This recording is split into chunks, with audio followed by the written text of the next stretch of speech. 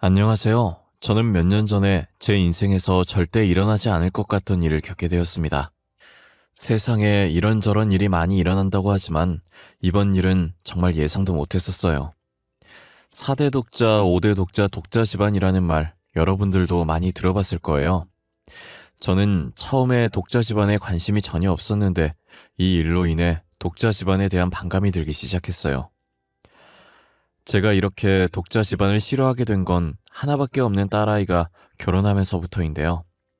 저는 평범한 집안에 태어나 평범한 집안의 아내를 만났고 지극히 평범하게 회사를 다니면서 딸아이 하나를 낳고 화목한 가정을 꾸렸어요.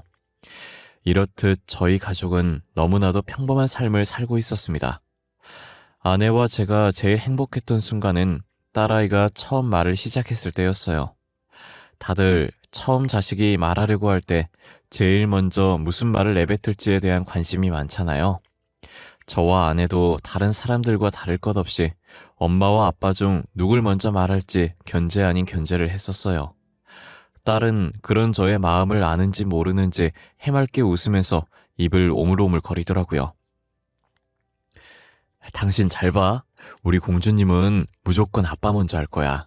생긴 것부터 나를 똑 닮았잖아. 그건 무슨 논리래? 분명 엄마부터 할 거예요.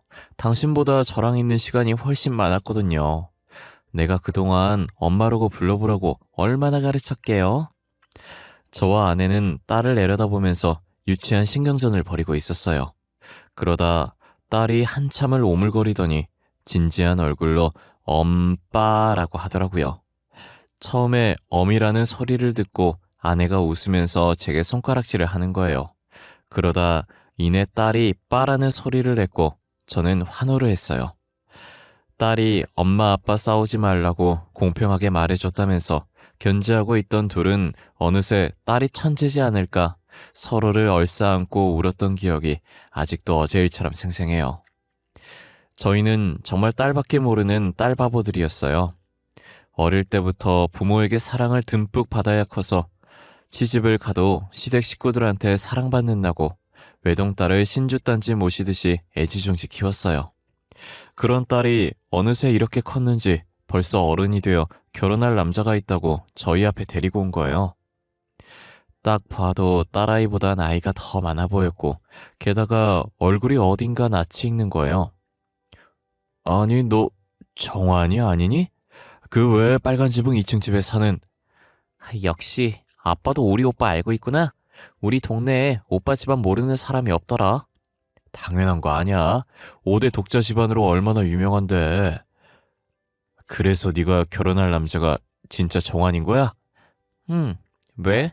오빠랑 결혼하면 안 돼? 오빠 되게 착해. 나한테 잘해줘. 아빠처럼 다정하고 내가 하고 싶다는 거 다 해줘. 딸이 결혼할 남자라고 데리고 온 남자는 다름 아닌 동네에서 소문이 자자한 5대 독자 집안의 아들이었어요. 제가 독자 집안에 아무 관심이 없었는데 막상 딸아이가 독자 집안 아들을 데리고 오니 걱정이 되더라고요. 더군다나 저희 딸아이도 28살로 결혼 정년기였는데 그 남자는 34살로 나이 차이가 조금 났어요. 솔직히 그 집안이 돈도 좀 있는 걸로 알고 있거든요. 부유한 집안이면 연애를 못하면 선이라도 봐서 결혼을 일찍 하는데 저 정도 나이까지 결혼을 못했다면 분명 결혼을 못한 이유가 있을 거라는 생각이 들었어요. 그래서인지 별로 달갑진 않았지만 딸이 너무 좋아하는 눈치라 상견례라도 해보기로 했어요. 그렇게 상견례 날짜를 잡고 그 남자의 집안과 마주하게 됐는데 사돈될 사람의 태도가 너무 불쾌했어요. 안사돈은 자리에 앉는 순간부터 팔짱을 끼고 저희를 무시하는 태도를 일관했어요. 저희가 무슨 말을 해도 언짢다는 듯한 표정으로 있더라고요. 집이나 혼수는 하지 않는 걸로 합시다.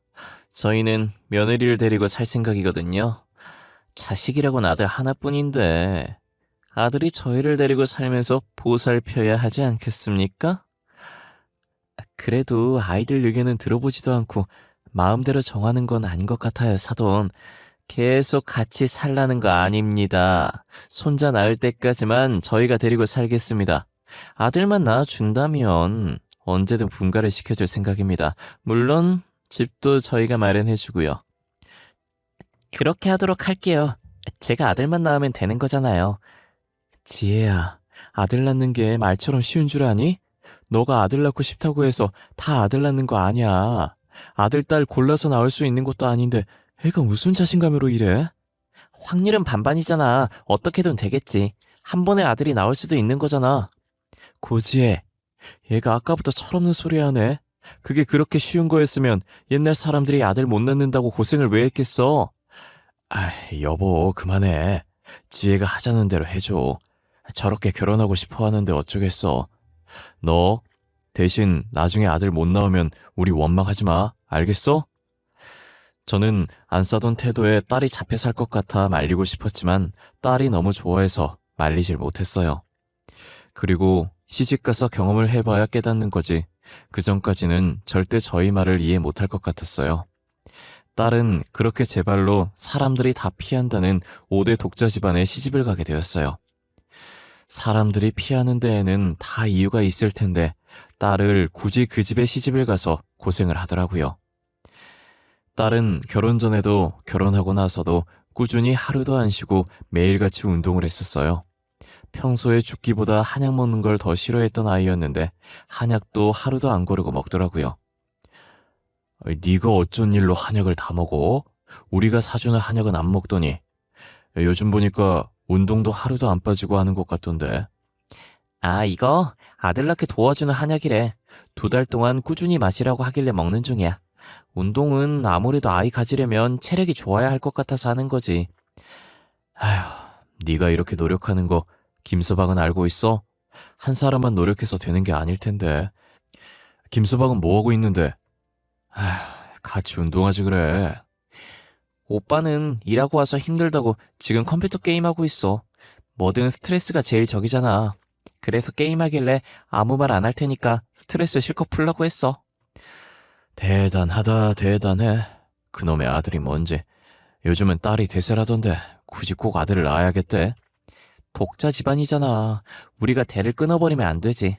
아빠 도와줄 거 아니면 저리 가. 운동해야 하는데 아빠가 계속 말 걸어서 집중이 안 되잖아. 저는 그런 딸이 안쓰럽지만 사돈이 아들 낳으라고 얼마나 부추기면 저러나 싶었어요. 평소엔 귀찮아서 운동도 안 하던 애가 아들 하나 낳겠다고 저렇게 열심히 하는 거 보니 짠했어요. 제가 대신 해줄 수 있는 것도 아니니 조용히 지켜보는 것밖에 할 수 없었어요. 아내도 딸이 저희 집 올 때마다 몸에 좋은 음식들 해주는 것밖에 할 수 없다고 늘 한숨만 쉬었어요. 그런데 좀처럼 딸의 임신 소식이 들리지 않았어요. 시간을 흘러서 28살이었던 딸은 벌써 35살이 되었고 양손 가득 짐을 들고 저희 집에 왔더라고요. 어찌나 울었던지 눈이 퉁퉁 부어서 제대로 뜨지도 못하고 있었어요. 지혜야, 어머 우리 딸, 꼴이 이게 뭐야? 너 울었어? 손에 든 짐들은 또 뭐고? 설마 너 집에서 쫓겨난 거야? 그런 거야? 집에서 쫓겨났다니? 그게 무슨 말이야? 어디 보자 우리 딸. 아유, 얼마나 울었으면 애가 눈도 못 뜨네.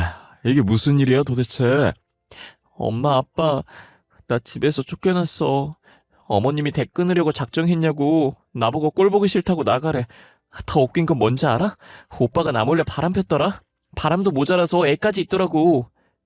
제 딸이 7년 동안 아이를 못 낳자 사돈이 일방적으로 저희 딸을 집에서 쫓아내고 사위가 몰래 바람 펴서 낳은 자식을 집 안으로 데리고 왔다고 하더라고요. 딸은 숨 넘어갈 듯 울다가 다시 입을 떼는 거예요. 사실 내가 3년 전에 자궁에 물혹이 생겨서 제거 수술을 받은 적이 있거든. 나는 혹시나 난임으로 오해받을까봐 수술했다는 거 가족들한테 숨겼는데 어머님이 최근에 내가 수술한 걸 아신 거야. 뭐? 너 자궁에 혹 났었어? 시부모한테는 그렇다 쳐도 우리한테는 왜 얘기를 안 했어? 걱정할까봐 그랬지. 지금도 봐. 놀라서 난리잖아. 그래서 내가 산부인과 검진도 자주 받고 몸에 좋다는 약도 먹었었단 말이야. 그런데도 임신이 안 되는 거야. 그래서 아무 말도 못하고 나왔어. 야, 이 미련 곰탱아. 애가 누굴 닮아서 이렇게 미련하게 굴어? 그래도 우리한테는 말했어야지. 혼자서 얼마나 힘들었어. 저희는 딸의 말을 듣고 다시 병원으로 데리고 갔어요. 현재 딸의 상태도 볼 겸 정말 그 수술로 인해서 임신을 못하는 건가 확인하고 싶었거든요. 만약 딸에게 문제가 없다면 당장이라도 그 집구석 찾아가서 뒤집어 엎을 심산이었어요. 안 간다고 버팅길 줄 알았는데 딸도 순순히 저희 손에 이끌려서 병원에 가더라고요. 딸이 검사가 끝났는지 옷을 여미며 나오고 있었고 저희는 앞에서 결과가 나오길 기다리고 있었어요. 고지혜 씨? 저희가 꼼꼼히 검사를 해봤는데요. 원인 불명의 난임인 것 같아요. 혹시 모르니 남편도 같이 검사를 받는 게 어떻겠어요? 지혜 씨가 원인이 아닐 수도 있어요. 그래, 지혜야. 김서방도 와서 검사를 받아보라고 하자. 만약에 너가 문제가 아닌데 이렇게 쫓겨난 거면 억울하잖아. 아니야, 아빠. 내가 문제 맞을 거야. 오빠는 이미 직장 동료랑 바람펴서 애까지 낳아왔잖아. 만약 남편한테 문제 있었으면 저렇게 애를 낳아왔겠어? 그냥 합의 이혼 해줄래. 그만 가자, 집에. 딸은 사위가 바람펴서 애까지 낳았는데 무슨 문제가 있겠냐고 자신이 문제인 것 같다면서 스스로 합의 이혼을 해주겠다고 했어요. 딸이 시댁에서 쫓겨나고 거의 강제로 합의 이혼을 해준 후 상간녀를 아예 시댁에 끌어들였더라고요.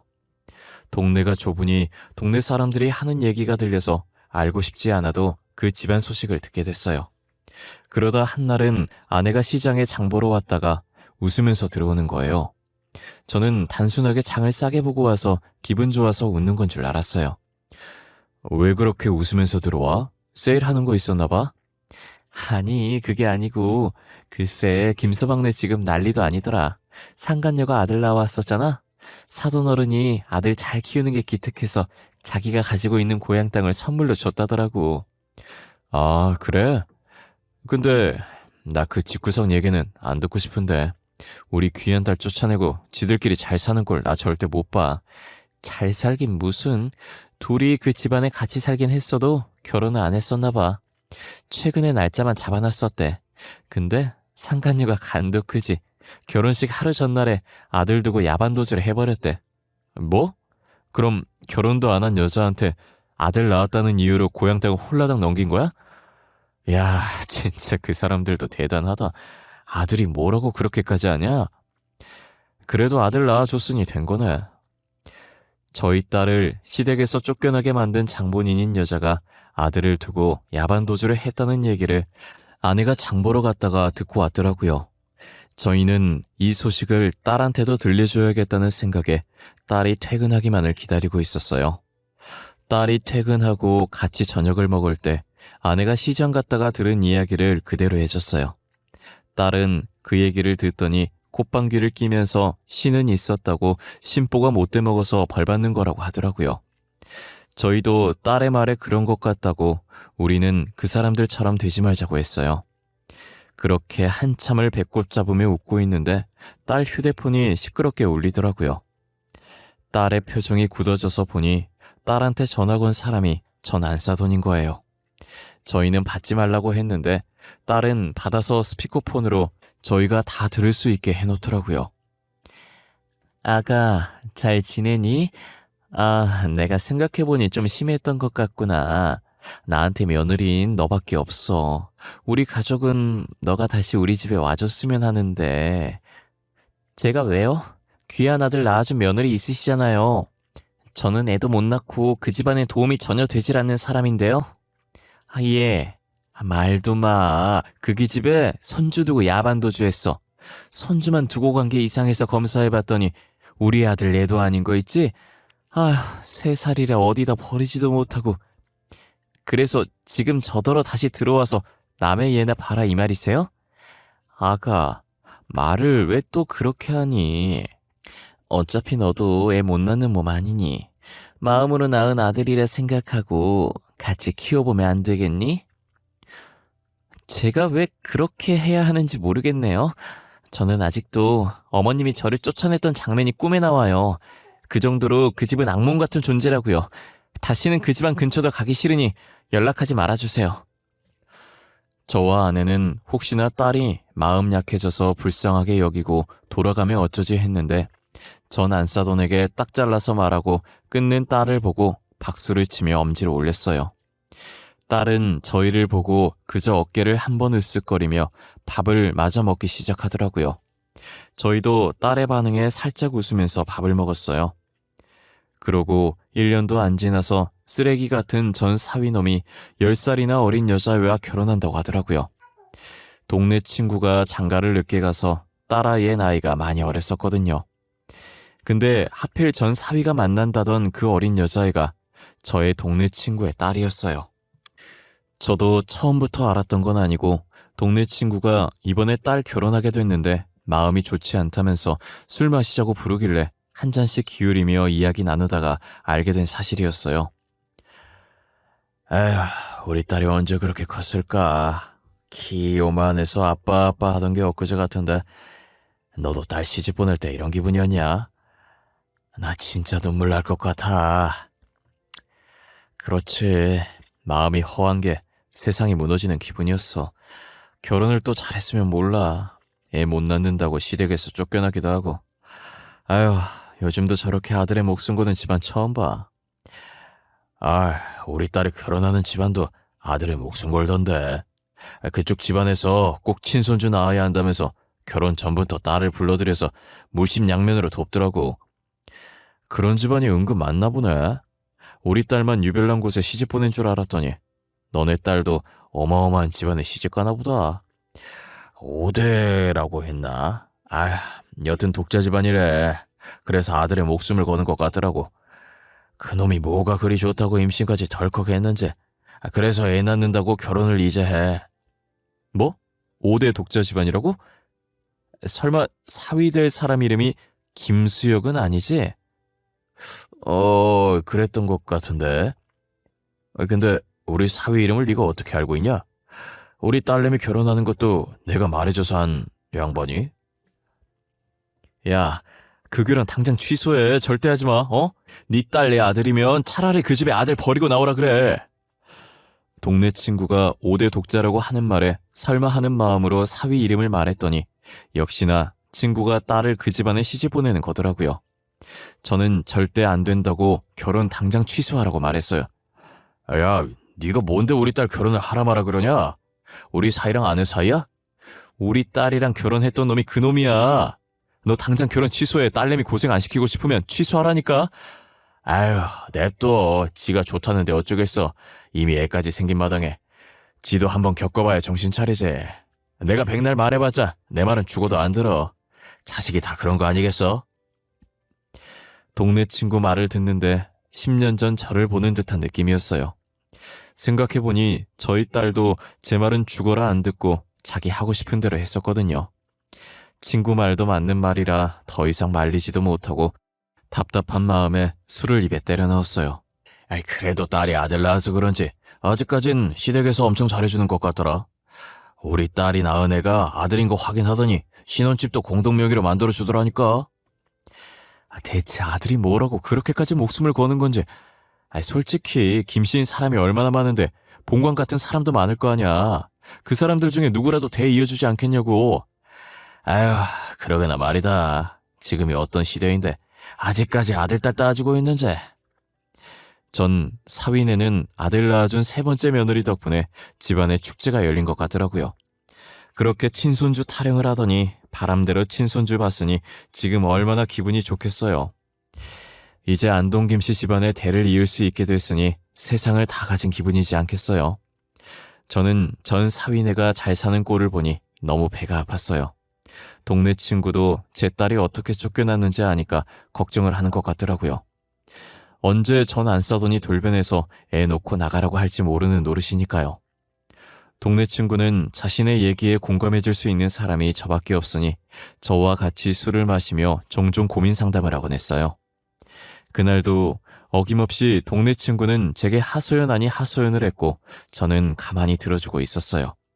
그런데 갑자기 저희가 있던 횟집에 전 안 싸돈이 들어오는 거예요. 그러더니 저희 쪽으로 다가와서 전 안 싸돈의 멱살을 잡고 흔들기 시작하더라고요. 당신도 알고 있었지?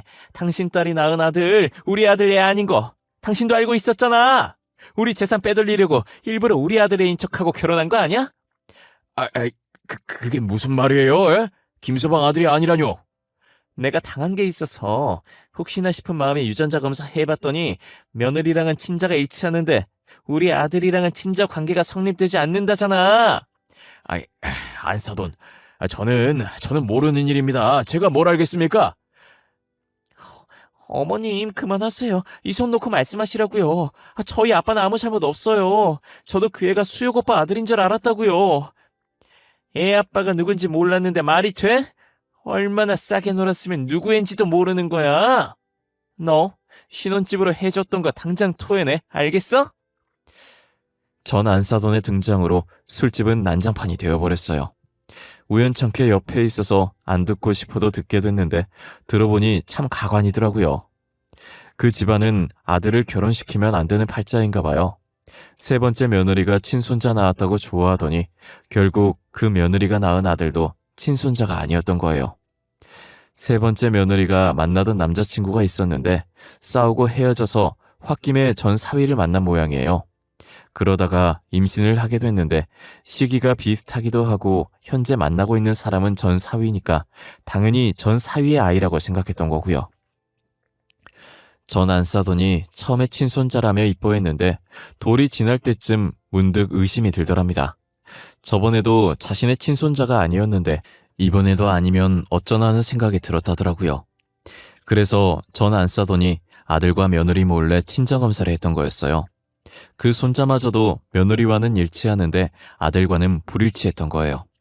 그래서 며느리를 쥐잡듯이 잡다가 동네 친구도 한통속이라는 생각이 들어서 불일치라는 결과지를 들고 불이 나게 저희가 있는 술집으로 달려온 거고요. 어쩌다 보니 바로 옆에서 그 집 사정을 다 듣게 됐네요. 그 집안은 전생에 무슨 죄를 지었길래 남의 자식을 둘씩이나 키워줬을까 싶어요. 아무래도 전생보다는 현생에 지은 죄가 많아서 신이 노하셔서 벌을 준 것 같지만요. 그렇게 아들 타령해대더니 결국 그놈의 아들 때문에 자기 발목 자기가 잡은 셈이죠. 나중에 들리는 소문에 의하면 세 번째 며느리는 자신의 아이들 데리고 가는 조건으로 합의 이혼을 한 것 같았어요. 이혼했다는 소문을 들은 지 일주일 정도 됐을까 딸과 같이 과일을 먹으면서 TV를 보고 있었는데 또다시 딸에게 전 안 싸더니 전화를 한 거예요. 이번엔 무슨 볼일이 있으셔서 전화하신 거예요? 더 이상 할 말이 더 남았나요? 아, 지혜야, 우리가 그동안 너한테 너무 미안했구나. 괜히 너한테 불임이라고 욕하고 내가 정말 미안했어. 진심으로 사과할게. 갑자기 저한테 사과를 다 하시고 도대체 무슨 꿍꿍이에요? 왜요? 이번에도 다시 들어와서 남의 자식 키우려고 하라고요? 그런 거 아니야. 내가 진짜 미안해서 그래. 그동안 너한테 문제가 있다고 생각했는데 그게 아니었지 뭐니. 글쎄 우리 아들이 무정자증이더라고. 뭐라고요? 무정자증이요? 어머 어떡해. 그 인간 씨 없는 수박이었어요? 아니 무정자증인 건 또 어떻게 알았대요? 직접 병원 가서 확인한 거예요? 우리 아들이 이제껏 친자식이 하나도 없으니 의문이 들었나 봐. 그래서 병원을 가본 것 같더라고. 지금 자기 무정자증이라고 울고 불고 나한테 너 왜 쫓아냈냐고 다시 데리고 오라고 난리도 아니야. 그러게 있을 때 잘하시지. 이미 배는 떠나버렸는데 어쩐대요.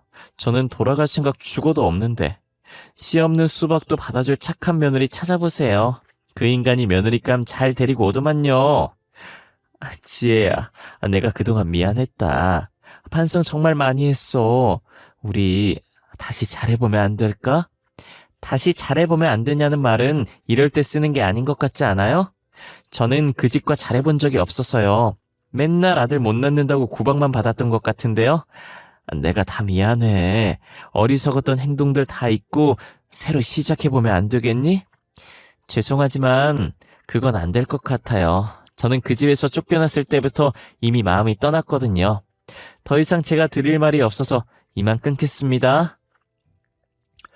전 안사도는 염치도 없이 계속 저희 딸에게 잘해보자고 연락을 하더라고요.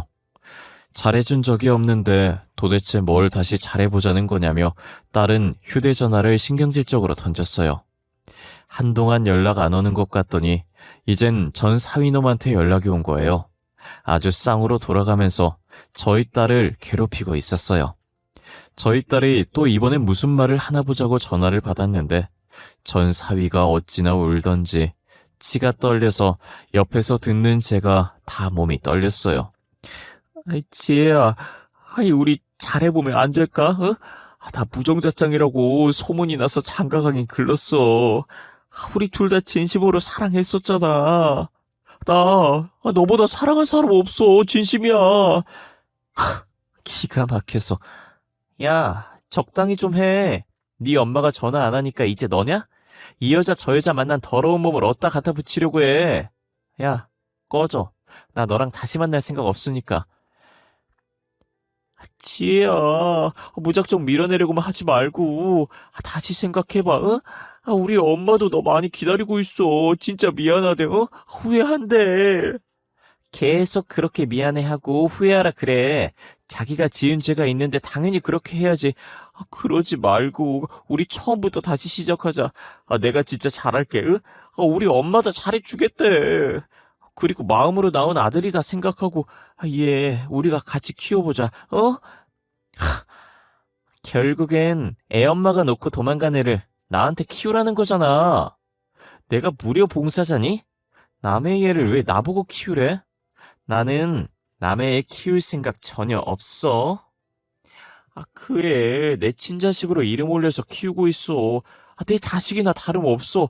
그게 어떻게 남의 애야. 내 애가 네 애지. 우리 아직 사랑하잖아. 어? 너 혹시 뭐 잘못 먹었니? 아님 나사 하나가 빠진 거야? 아까부터 사랑하긴 뭘 사랑해. 너 사랑 안 해. 진절머리나. 네 생각만 해도 토 쏠린다고. 진짜 다시는 연락하지 마라. 신고해버릴 테니까. 딸은 전 사위와의 전화가 끝나자마자 전 안사돈과 전 사위의 번호를 차단해버렸어요. 딸이 자신들을 차단했다는 걸 알고 번호를 바꿔서 또 연락이 오는 거예요. 결국엔 딸이 전화번호를 바꿨고 바꾸는 김에 저희한테도 연락 올까봐 아내와 저도 바꿔버렸어요. 도대체 독자 집안이 왜 존재해야 되는지 모르겠어요. 세상이 많이 변해서 이젠 아들, 딸 구분 없는 시대가 온 줄 알았는데 여전히 아들 타령하는 집안이 존재할 거라곤 상상도 못했어요. 솔직히 저희도 독자 집안이었지만 전 안사돈보다 나이 많은 저희 어머니도 아내한테 아들 타령 하시지 않으셨거든요. 오히려 공주님 같은 딸 낳았다고 저희 딸을 물고 빨고 난리도 아니셨어요. 나이 있으신 저희 어머니도 그랬기 때문에 더 이상 저런 집안이 없을 줄 알았어요. 아들이든 딸이든 뭐가 그렇게 중요하나요? 다 같은 핏줄들인데 말이에요. 아마 저는 영원히 전 사위 집안을 이해 못할 것 같네요. 애초에 이해해볼 생각도 하지 않았지만요. 저는 그냥 지금처럼 딸을 옆에 끼고 세 가족 함께 행복한 하루하루를 보내고 싶어요. 딸도 더 이상 결혼 생각이 없는 것 같고 그렇다고 혼자 떨어져 살 생각도 없는 것 같아 보이더라고요. 그래서 세 명이서 한 지붕 아래에 지지고 볶으면서 같이 늙어가려고 합니다. 제 이야기는 여기까지입니다. 아마 제 이야기를 듣고 공감하시는 분들도 계실 거예요. 아직까지 저런 독자 집안이 존재하니까요. 저희 딸과 같이 독자 집안에 시집가서 고통을 받고 계신 분들 계시다면 하루라도 그 지옥에서 빨리 탈출하셔서 행복을 찾으셨으면 좋겠어요.